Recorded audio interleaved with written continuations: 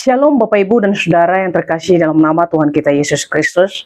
Mari kita berdoa. Bapa di dalam surga, kami datang di hadapan-Mu dengan penuh ucapan syukur. Kesempatan demi kesempatan Tuhan anugerahkan bagi kami untuk terus mengingatkan kami melalui firman-Mu. Berkati kami Tuhan. Dalam nama Tuhan Yesus kami berdoa. Amin. Bapak Ibu dan Saudara, apa hal yang seringkali kita anggap sesuatu yang paling penting dalam hidup kita? Apakah kita sedang mendewakan kekuatan kita, atau kita merasa bahwa saya sudah mandiri dan bisa melakukan segalanya, sehingga kita berkata, saya pasti berhasil. Kita sebagai manusia sesungguhnya memiliki keterbatasan. Kekuatan kita, kehebatan kita, kepintaran kita.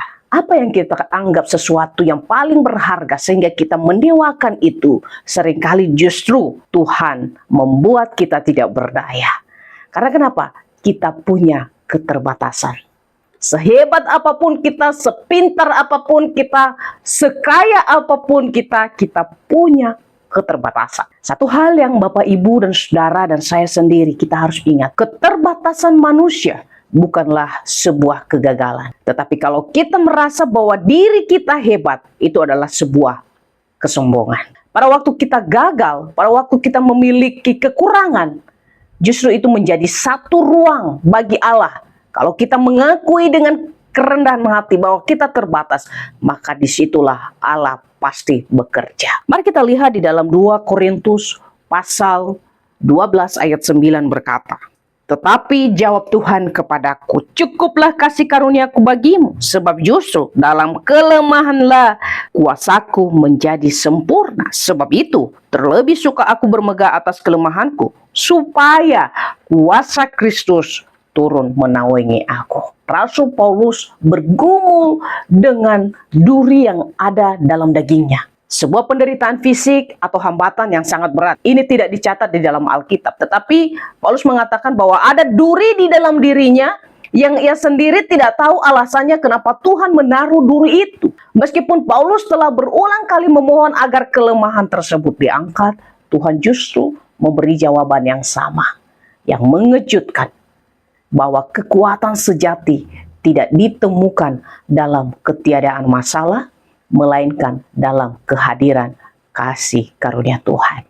Di tengah penderitaan atau keterbatasan kita, disitulah Tuhan bekerja. Paulus belajar bahwa ketika ia merasa lemah, disitulah ia menjadi kuat. Karena apa? Karena ia sepenuhnya bersandar pada sumber kekuatan yang melampaui kemampuan dirinya sendiri. Saudaraku yang terkasih, kita hanya bisa memiliki kekuatan yang berasal daripada Tuhan jikalau kita hidup dalam kerendahan hati untuk mengakui bahwa ada titik terendah dalam diri kita, ada di mana daya upaya kita itu terbatas.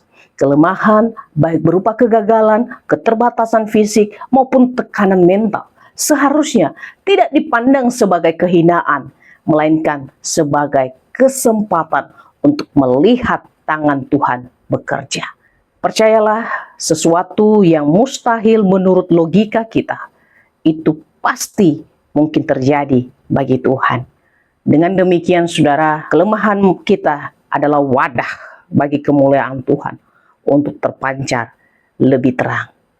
Kalau kita melihat satu penyanyi yang mungkin Bapak Ibu sering dengar, dia adalah salah satu penyanyi rohani. Namanya Gracia Epipania. Dia sering menyanyikan lagu-lagu rohani yang sangat luar biasa, yang menyentuh hati saya, saudara-saudara. Satu pujian yang sangat menyentuh saya, dia menyanyikan begini, "Walaupun ku tak dapat melihat, tapi hatinya tetap percaya bahwa Tuhan yang akan menuntun hidupnya."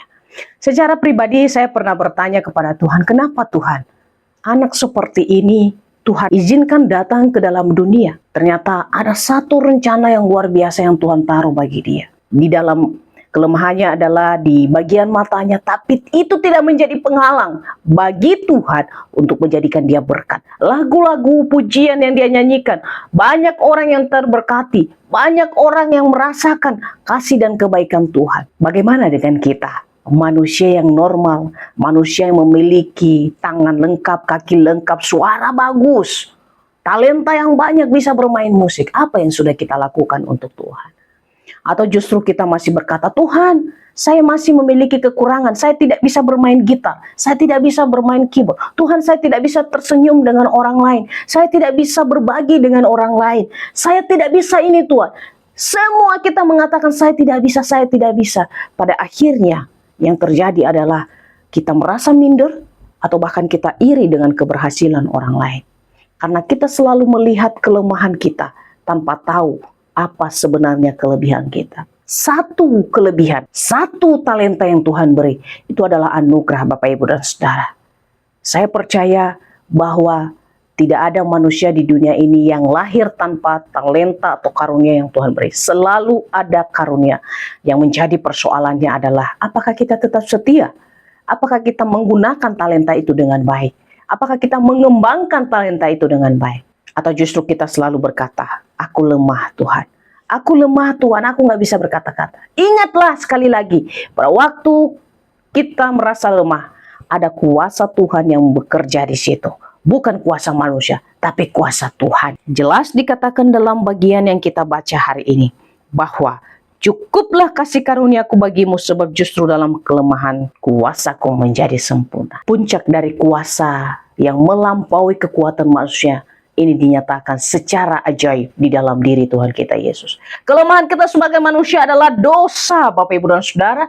Tidak ada yang bisa menolong kita dari dosa ini. Mau kita berusaha sekuat apapun keluar dari dosa. Kita mau mengatakan saya stop untuk tidak mencuri, saya stop untuk tidak merokok. Tapi ternyata pada waktu kita mengatakan itu, kembali lagi, besoknya begitu, seterusnya begitu. Tidak pernah bisa.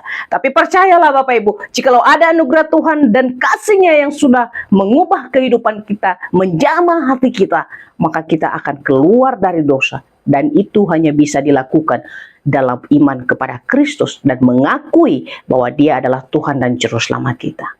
Maka jangan andalkan kekuatan kita, andalkanlah kekuatan Dia yang telah memberi nyawanya bagi kita, yang telah melepas kelemahan terbesar kita, yaitu dosa.